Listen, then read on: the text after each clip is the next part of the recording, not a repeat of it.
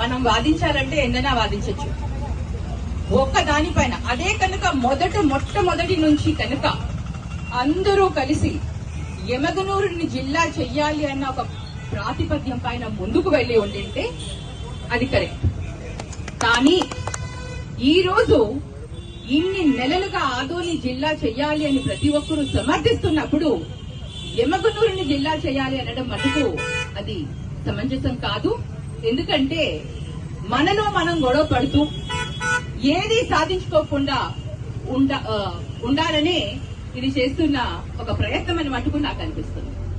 అంటే divide and rule policy అన్నమాట. ఏ నియోజకవర్గానికి ఆ నియోజకవర్గాన్ని రెచ్చగొట్టేస్తే ఏది కూడా రాదు కదా. అలా కాకుండా అందరం ఒక్క దాటిపైన ఉంటే ఖచ్చితంగా ఆదోని సాధించుకోగలుగుతాం. ఆదోని మనందరికీ కూడా దగ్గర అవుతుంది. తప్పకుండా ఎమగనూరు కూడా, ముఖ్యంగా ఎమగనూరు ఇవన్నీ కూడా డెవలప్ అవుతాయి.